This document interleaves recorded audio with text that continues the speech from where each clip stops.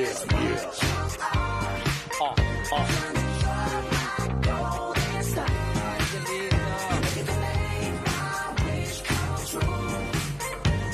lindo.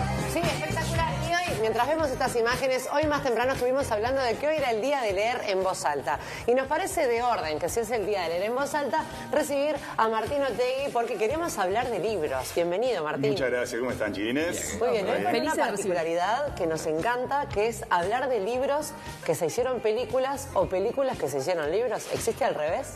Existe un caso al revés, sobre todo alguna película de repente que tiene un guión original muy bueno y después el mismo guionista hace como la versión libro, claro, para que siga funcionando todo el sistema de recaudación y demás. Pero seguro que la vez pasada habíamos hablado de eso, ¿no? De los libros y las películas, sobre Exacto. todo con Tania el tema de Sacheri, ¿no? Sí. Que vos tenés ese tema de que los libros son excelentes, pero las películas también son muy buenas. Muy ¿no? buenas, tal cual.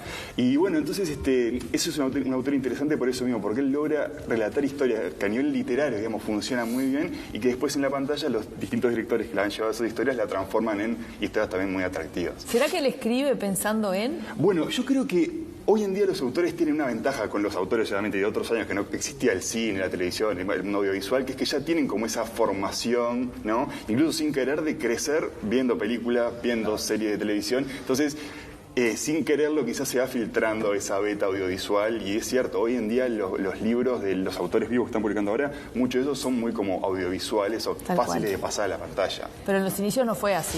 Bueno, en los inicios en realidad el cine surge bastante de la mano de la literatura porque todavía no había guionistas, no había como historias propias del cine, cuando surge el cine, ¿no? En Estados Unidos, en Europa también. Entonces lo que hacían era inclinarse por, sobre todo, historias que tengan mucho que ver con lo local. En Europa, por ejemplo, en Inglaterra, toman la figura del rey Arturo, que es una figura así como casi mitológica para ellos. Entonces las primeras series y primeras películas son adaptaciones de esas leyendas, digamos. Claro. Y en Estados Unidos toman el teatro, ¿no?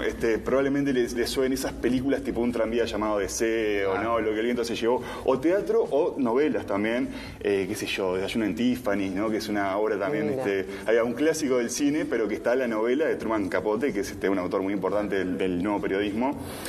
Bueno, todos estos como grandes clásicos de la edad dorada del cine tienen su libro, que a veces es más o menos conocido, pero bueno, entonces esta relación con la literatura y el cine, medio que desde los comienzos que se viene dando. Mencionabas algunos ejemplos, claro, que son de ficción. Sí. Y no es lo mismo adaptar ficción que adaptar hechos reales. Totalmente. De hecho, una de las películas que está nominada al Oscar, Oppenheimer, ¿no? Que tiene grandes chances de ganar también, está basada en un libro, pero que es un libro más biográfico, digamos, de Oppenheimer, el creador de la bomba atómica, y eso sí es bastante común, ¿no? Los libros que son de no ficción. Tomar de repente un caso que se hace público o una figura, una biografía, sobre todo las biopics, ¿no? Entonces, basarlas en libros que no son de ficción, que no es literatura de ficción, pero que sirven igual. Ficción. Exactamente. O por ejemplo, ahora salió también el libro, no sé si vieron el de Britney Spears, ¿no? O el del Príncipe Harry antes. Entonces, muy probablemente esto venga aparejado de o una película o una serie, ¿no? O un documental. Entonces, en esos casos que se toma como punto de partida la historia, digamos, que ya contó alguien, un periodista o un cronista, es distinto cuando se trata de ficción, que es entrar en el mundo de ese creador. Pero ahí hay como también una cierta garantía. Está basado en este libro. Yo estoy en el documental, no me acuerdo si era el de Maradona, es así, está basado en un libro. Pero sé que de algunos de los de gente del fútbol que he mirado últimamente tienen eso. Bueno, yo me basé en este libro y ahí te da como... Bueno, La Sociedad de la Nieve también. Totalmente, totalmente. Ese es otro caso que también está nominada al Oscar. Bueno, no es uruguaya, es española, pero el libro es de Pablo Bierzi, ¿no? Que es uruguayo, y ese es un caso que no es ficción, justamente, ¿no? Existe ese relato, entonces el director, en este caso Bayona, lee esa historia, que realmente ya la conocía, pero le gusta cómo está contada ahí, y si bien se basa en ese libro, digamos que las distancias entre el libro y la película pueden ser mayores porque eso, al ser hechos reales, el director toma lo que le interesa y cómo lo muestra, eso es lo interesante también. ¿Y sabemos de alguna película, sí, vos tenés que saber, que tiene el libro? Porque a mí me sorprendiste con ese, por ejemplo, El Club de la Pelea. Con El Club de la Pelea. Que yo no sabía que tenía libro. Sí, bueno, por ejemplo, El Padrino, ¿no? El Padrino es una película que también todos la recontra la conocemos, Sí. es una de las películas más referenciadas, que siempre está en la lista de las mejores películas de la historia, cualquiera de las tres. Y en realidad hay un libro de Mario Puzo, que es un autor italiano, italiano, obviamente, siciliano, donde él cuenta ese universo de la mafia siciliana, que tuvo mucho éxito local. Ahí está la música. La música, cuidado. Y bueno, y en realidad la habilidad de Coppola, ¿cuál fue? Tomar ese libro que había funcionado obviamente en Italia, porque todo el mundo no era tan conocido, y primero que nada dirigirla él con su talento, traer a Marlon Brando, traer a Al Pacino, traer a Robert De Niro en la distintas escenas, estamos viendo unas imágenes.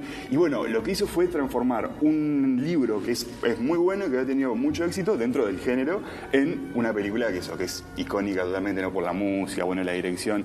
Creo que eso es lo más interesante, cuando un director toma en sus manos la parte artística, digamos, ¿no? Interpreta esa obra, más allá de quizá no sea tan exactamente fiel a todos los hechos, pero crea una obra nueva sobre esa base. De hecho, en las películas vieron que hay saltos en el tiempo y demás, claro, porque la narrativa audiovisual no es la misma que la literaria. Entonces el autor decidió ir por un camino para contar la historia de una manera y cuando pasa a la pantalla de otra manera. No, y aparte, perdón, que cuando escribís un libro, cuanto más hojas tiene, para la editorial mejor, y en la película tenés que recortar a lo loco, porque si no te queda una película de 6 horas. También, totalmente. Bueno, sí, suele pasar.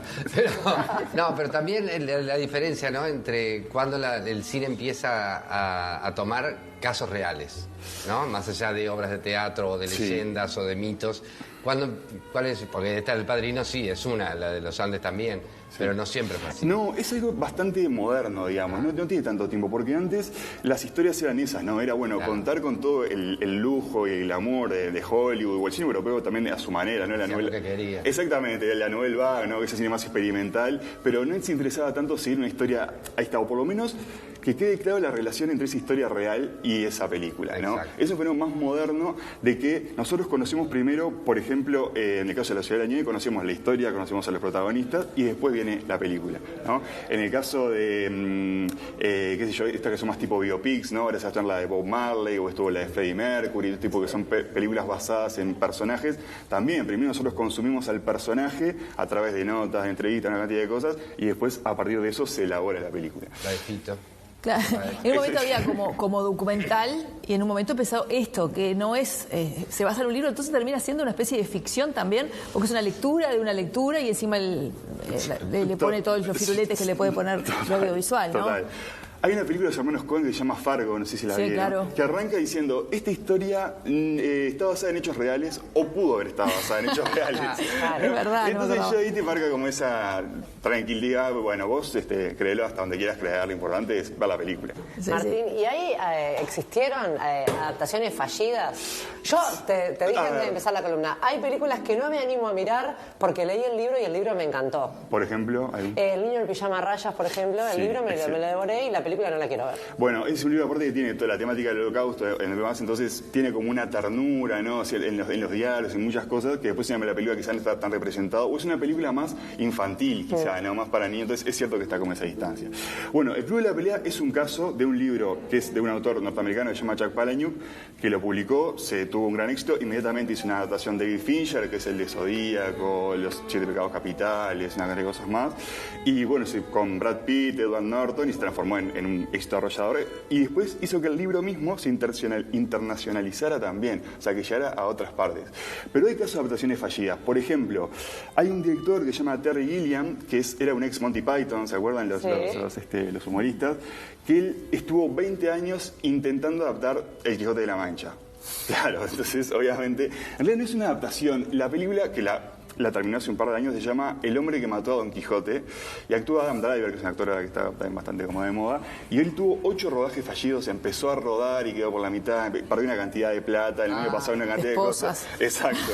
Pero bueno, era bastante ambicioso, ¿no? O sea, meterse justamente con ese proyecto de ese estilo, claro, es muy complicado.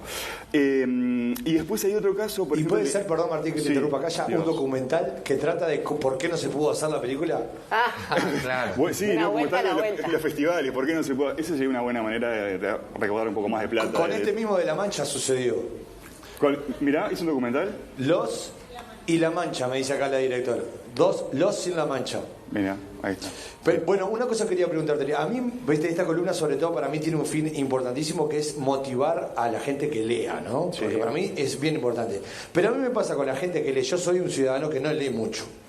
Pero me fastidia un poco mis amigos que leen mucho como vos, Martín Otegi, que, claro, me separás, no me motivas tanto en realidad, porque me decís, no, el libro es mucho mejor, y como que te me haces y no me gusta que te me hagas el lector, ¿entendés? Porque como yo no leo, motivame de otra manera, ¿cómo entendés lo que quiero decir? ¿Cómo hacemos para que la gente lea? O sea, ¿es mejor siempre el libro que la película? ¿Hay que decir que sí para que la gente lea? No, ¿ves? Eso es interesante, porque hay unos géneros que se prestan más. Por ejemplo, la literatura infantil, ¿no? O sea, las películas basadas en libros de Roald Dahl, como Matilda, Charlie la fábrica de chocolates, son películas que intentan transmitir ese sentido. Ni que hablar que las adaptaciones que ha hecho Disney de los hermanos Grimm, o Christian Andersen.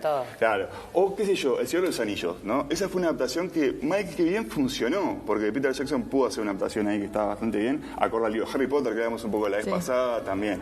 Entonces, yo creo que a los que les cuesta un poco más leer, vean la película, en este caso el Club de la Pelea, que está en una cantidad de plataformas que se puede ver, y si les gusta la película, hagan el ejercicio, ya ven que acá está, ¿no? Es bastante cortito, y bueno, para los que ven la película, la historia es buenísima, ¿no? Es como una gran crítica a la sociedad de consumo en realidad, que arranca con un tipo que no puede dormir, hace 6 meses que no puede dormir porque está triste, porque nada lo satisface en la vida, entonces empieza Vamos a mostrarle la tapa, porque yo tampoco sabía, no sé qué cámara. Yo no sabía que estaba. ¿Antoine? Él hizo un libro cortito que se lee muy bien, esto que hablamos, muy audiovisual, entonces alguien que le haya gustado la película, ahí estamos viendo algunas imágenes. Claro, lo que pasa es que Martín, ahí también compite otra cosa, que cuando vos lees el libro, la peli te la haces vos y te la haces como vos querés. Después que la ves es como que decís, no, pero el personaje Está el actor es tal, hace...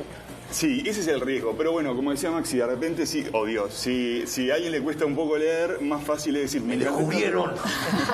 Me espoliaste. Perdón. Escúchame, y otra pregunta, un poquito ya lo contestaste con esto de La Sociedad de la Nieve, pero ¿pasa en películas uruguayas que sean libros? Bueno, tenemos un caso de una película que a mí me gusta mucho, El viaje hacia el mar. ¿Es un libro? ¿No? Es un cuento de Morosoli. Es verdad que es un cuento. Es un cuento de Morosoli. Entonces, de nuevo, la habilidad ahí de Casanova, ¿cuál es? Es decir, bueno, este cuento, que no sé cuántas páginas tiene, pero no deben ser muchas, sí, ahí está. Yo acá tengo una película, ¿no? Y él lo que hizo fue ser fiel, quizá no tanto de nuevo a los hechos, a los diálogos, demás, aunque en este caso sí, sino a transmitir el espíritu, ¿no? Ese espíritu de estos 4 personas que se encuentran en ese pueblo de Minas, con ese objetivo de ir a conocer el mar y todas las vicisitudes que le pasan en el medio. Bueno, Casanova pudo transmitir ese mismo espíritu, creo yo, ¿no? A la película, esa sorpresa cuando finalmente llegan al mar, ¿no? Entonces, ese es un caso, creo, exitoso de local y que está muy bueno. Otra película, Mal día para pescar, no sé si se acuerdan. Sí, claro. Está basada en un cuento de Onetti que se llama Jacob y el otro, si no recuerdo mal también. Y bueno, Sociedad de la Nieve, que decíamos ahora, no es una película uruguaya, pero sí, bueno, de Benedetti y La Tregua hay una película argentina de los 70, creo. Entonces, ¿El secreto de sus ojos? Sí, bueno, Argentina, pero como hablábamos, sí, El secreto de sus ojos, sí. Es un libro. Es un libro que se llama, creo que igual, ¿no? Sí, ¿Pero qué es mejor, el libro o la película? Los dos. Para mí el libro. Yo la película libro, sí. Ganó uno. Porque la peli te la haces vos. Claro, el libro creo que hay otra cosa, ¿no? Porque uno lo lee a su tiempo, como que disfruta más cada frase, se queda con cada reflexión, no se puede imaginar muchas cosas, y para empezar dura más la experiencia, ¿no? Entonces el viaje que hace uno con el libro es distinto que la película, que dura 2 horas y te dan todo ya como tiene que ser. Digerido. O como quieren que lo veas. O como quieren. Estoy muy fundamentalista. Y tiene que ver hay una versión mexicana del Secreto de sus ojos que se espantosa. Sí, malísima. Entonces tiene que ver, con todo respeto, yo no soy columnista, pero no tiene nada que ver enamorarte de cada uno de los personajes que ves ahí, incluso los personajes secundarios, mirá. O sea, te morís de amor con la película, aunque el libro haya sido fantástico. Totalmente. Fito, tiremos los papeles al viento. Ay, me muero. Y a eso, parafraseando en nuestra columna, despedimos a Martín Otegi y vamos a leer 2 mensajes para recibir a Juanchi Castré con Tania Tavares. Pero no le preguntamos antes de irse sobre la accesibilidad, es el tema que estamos hablando hoy. Es verdad. ¿Y cómo está a nivel de libro la accesibilidad para el no vidente o el no oyente? Sí, bueno, eso es como una materia pendiente, digamos, en el Uruguay. Es cierto que creo que fue el año pasado o el otro que la Fundación Braille sacó unas constituciones donde estaban todas empresas a Braille, 100 creo ediciones, más que nada como para hacer una demostración, porque tiene una imprenta de Braille muy buena. Y hay una editorial que se llama, creo, Casa Buena Uruguaya. Sí, Cosa Buena. Cosa Buena, ahí está, que son libros infantiles. Sí, en principio. Nadia Carreras, un beso gigante. Llegaste, Nadia Carreras, está hablando de vos, ese sueño loco de hace unos años. Sí, la verdad que bueno, me parece que son como iniciativas que están muy buenas, pero son más puntuales y con mucho esfuerzo, ¿no? Iniciativas absolutamente personales. Y Emilia Díaz, con su Guardianes, también. La última novedad, está en Braille. Siempre es un placer tenerte, volver. Muchas gracias. Me voy.